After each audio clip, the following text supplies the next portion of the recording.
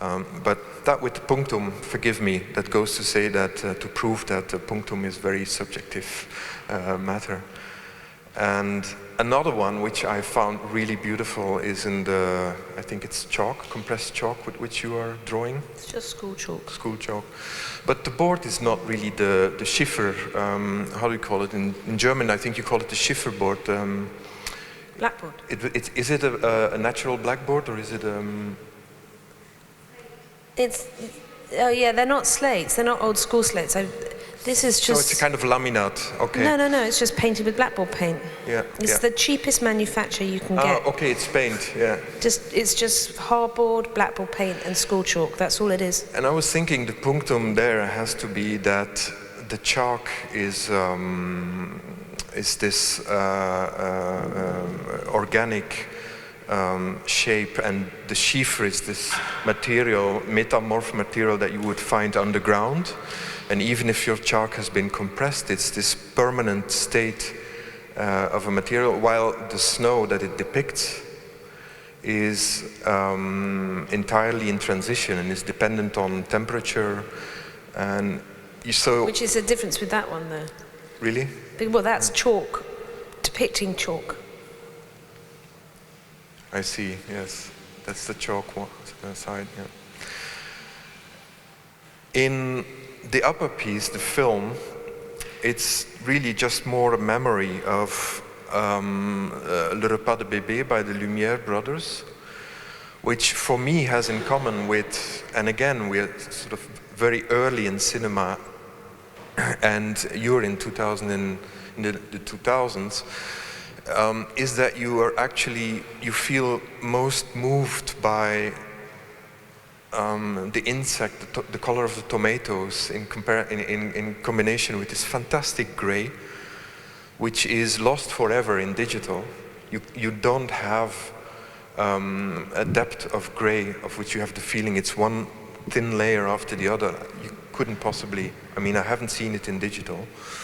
And you have this this incredible, I believe they're colored in, if I'm not mistaken, or is the tomatoes, that's a... Well, they're actually not tomatoes, they're berries, but... Oh, sorry. No, it's fine. You wouldn't know, it's the illusion of space, but... I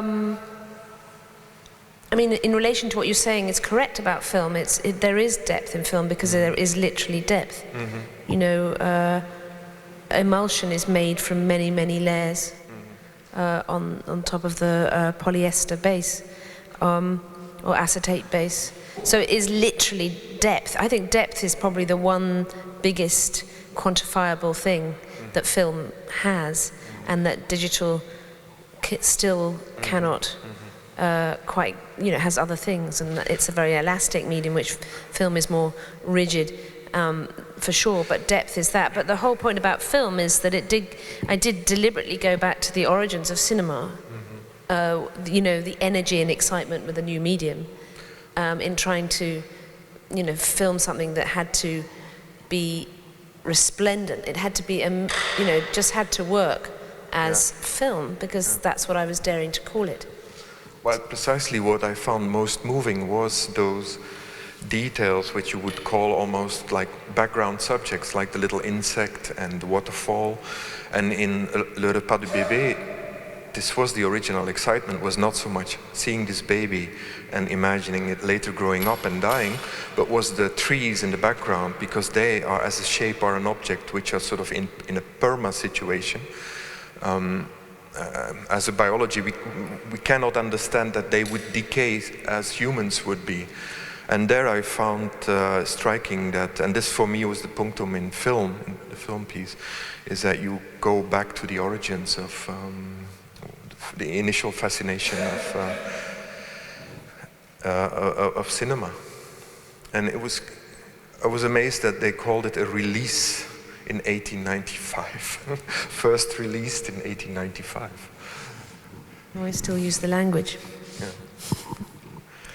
And what was the one with Merce?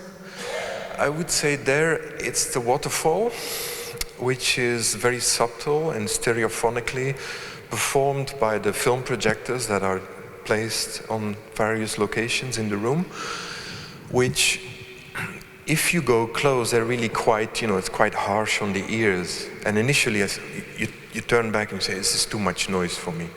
But when you come in, you feel the stereophony of the projectors, and you feel them talking to one another. And there's this sense of the film, and in second instance, you feel the film, you feel actually the movement of the film. You feel the frames going from, what is it, above, down? Or is it, yeah. You feel them falling like a waterfall. And then the two come in sync, and I think that's the true beauty of the piece, is that you have a state of rest, nevertheless, in the midst of this violence, of this movement, which you can feel in. Are you talking about film or Merce? No, about Merce. But also in film, obviously, you have it very much. It's quite present.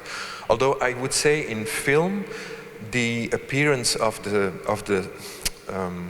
how do you call them, the perforations, give a certain heightened stability to the whole.